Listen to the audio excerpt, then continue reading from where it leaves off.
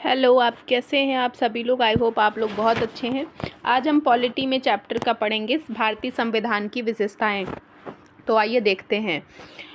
संविधान में हमारे राष्ट्र का उल्लेख किन नामों से किया गया है? तो इंडिया, दैट इज़ भारत अर्थात इंडिया। भारतीय संविधान में किस प्रकार की शासन प्रणाली की व्यवस्था की गई है? तो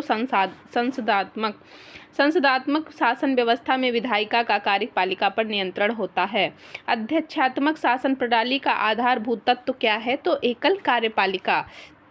उसके बाद हम बात करते हैं भारत की संसदीय शासन प्रणाली एवं ब्रिटेन की संसदीय शासन प्रणाली के मध्य अंतर का मुख्य बिंदु कौन सा है? तो न्यायिक समीक्षा। उसके बाद हम बात करते हैं भारत का संविधान परिसंघीय है यह किससे निर्धारित होता है? तो केंद्र और राज्यों के मध्य शक्तियों के वितरण से। नेक्स्ट हम बात करते हैं भारतीय संविधान के मूल्य तो कौन कौन से हैं? तो स्वतंत्रता, समानता, भारतत्व, संप्रभुता, समाजवादी, पंथ निरपेक्ष और लोकतांत्रिक। ठीक है। अगला बात करते हैं नीति निर्देशक तत्वों तथा मूल अधिकारों को संविधान की आत्मा किसने कहा है? तो ग्रेनविल ऑस्टिन ने। मूल संविधान में कुल कितने अनुच्छेद और कितनी अनुसूचियां थी? तो 395 अनुच्छेद और 8 अनुसूचियां।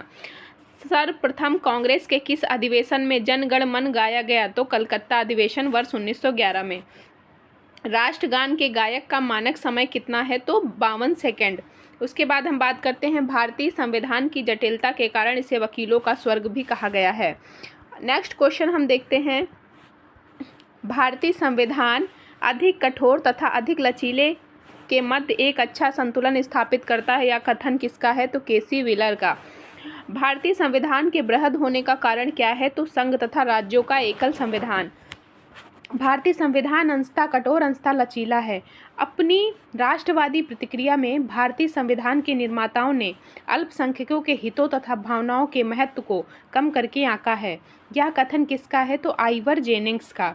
नेक्स्ट हम देखते हैं भारत अर्धसंघात्मक राज्य है, यह किसने कहा था? तो केसी व्हीलर ने।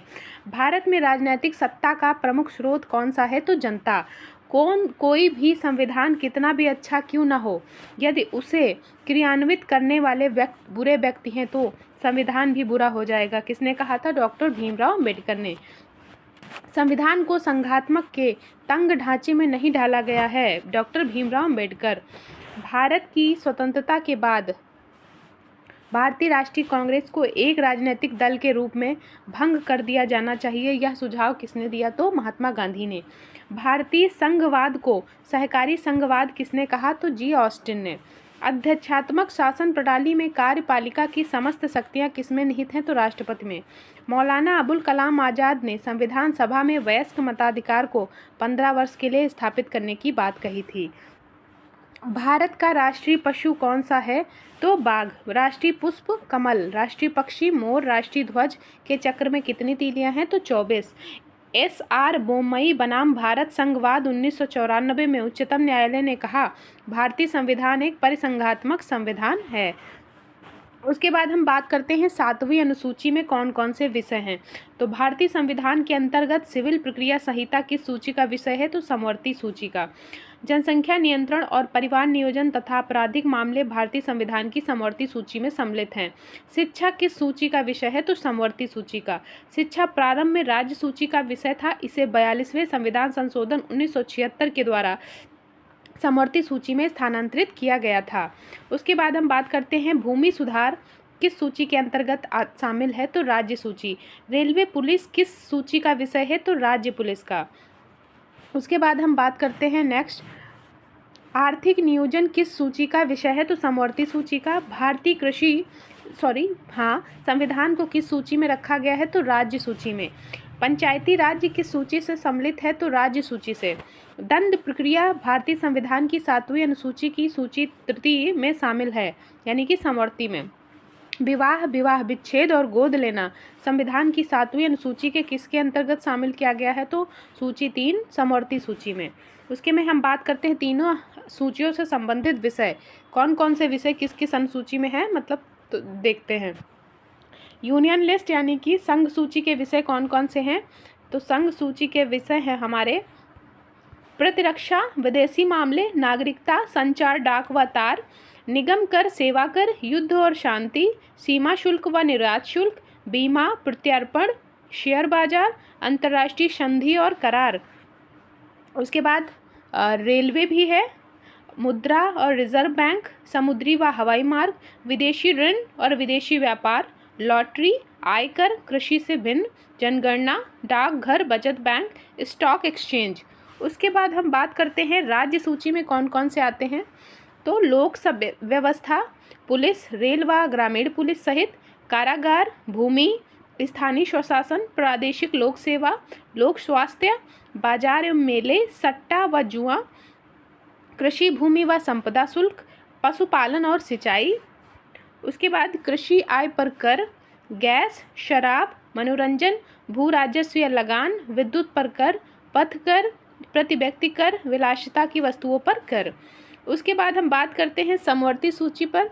तो दंड प्रक्रिया और प्रक्रिया विधि, आर्थिक व सामाजिक योजनाएं, शिक्षा, वन, विवाह व विवाह विच्छेद, कारखाने और मजदूर संघ, खाद्य पदार्थों और अन्य पदार्थों का अपमिश्रण, जनसंख्या नियंत्रण व परिवार नियोजन, न्याय और प्रशासन, संपत्ति का अर्जन व अधिग्रहण, विद्युत, बांट माप, वन्य जीव जंतुओं का संरक्षण, समाचार पत्र, पुस्तकें और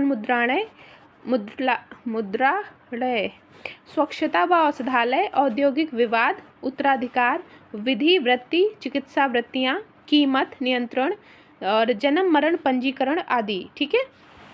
वर्तमान में संघ सूची में 100 विषय, राज्य सूची में 61 और समवर्ती सूची में 52 विषय शामिल हैं। नेक्स्ट हमारा है प्रियम्बल। तो प्रियम्बल देखते हैं।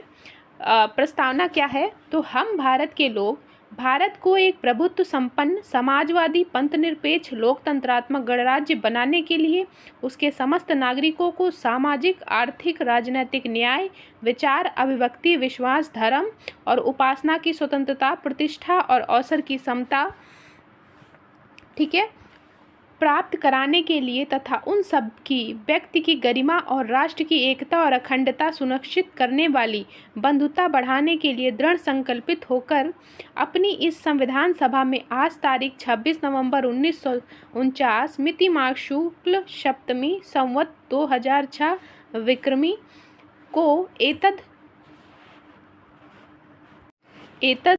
द्वारा इस संविधान को अंगीकृत, अधिनियमित और आत्मर्पित करते हैं। संविधान सभा में उद्देश्य प्रस्ताव कब प्रस्तुत किया गया था। तो 13 दिसंबर 1946 को। उसके बाद हम बात करते हैं भारतीय संविधान का कौन सा भाग भारत को एक धर्मनिरपेक्ष राज्य के रूप में वर्णित करता है। तो संविधान की प्रस्तावना। भारतीय संविधान की प्रस्तावना में भारत को एक सार्वभौम, समाजवादी, धर्मनिरपेक्ष, प्रजातांत्रिक गणतंत्र के रूप में घोषित किया है। सर्वोच्च न्यायालय द्वारा ऐसा किस वाद में कहा गया है कि अनुच्छेद 368 के अंतर्गत संविधान की प्रस्तावना में भी संशोधन किया जा सकता है, परंतु यह मूल ढांचे का उल्लंघन करने वाला नहीं होना चाहिए। केशवानंद भारती वाद 1973। भारतीय संविधान का कौन सा भाग संविधान की आत्मा कहलाता है। तो उद्देशिका।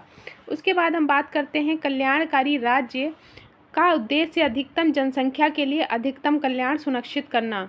भारत एक गणतंत्र है, इसका क्या अर्थ है। तो भारत में वंशानुगत शासन नहीं है। उसके बाद हम बात करते हैं भारत के संदर्भ में धर्मनिरपेक्ष शब्द का सही भाव क्या है। तो भारत में राज्य का कोई धर्म नहीं है।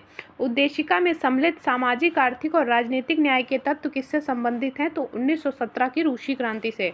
उच्चतम न्यायालय ने किस वाद में यह धारणा प्रस्तुत की उद्देशिका संविधान की विभिन्न अंग है। तो सार्वभौमई बनाम यूनियन ऑफ इंडिया। सभी व्यक्ति पूर्णता और समान रूप से मानव हैं, यह सिद्धांत माना जाता है। तो सार्वभौमिकता का। उसके बाद हम बात करते हैं भारत में लौकिक सार्वभौमिकता है, क्योंकि संविधान की प्रस्तावना आरंभ होती है हम भारत के लोग यानी कि we the people of India शब्दों से।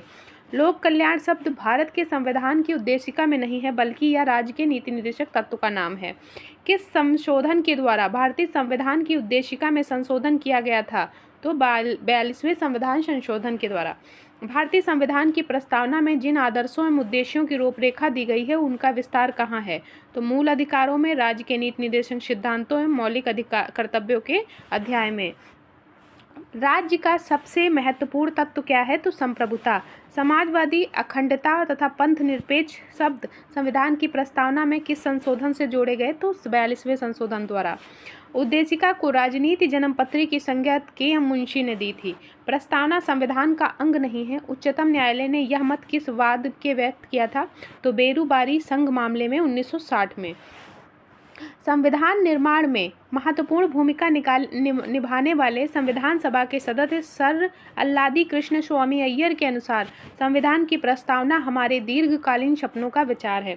गोलकनाथ बनाम पंजाब राज्य मामले में न्यायमूर्ति एम हिदायतुल्लाह ने उद्देशिका को संविधान की मूल आत्मा माना।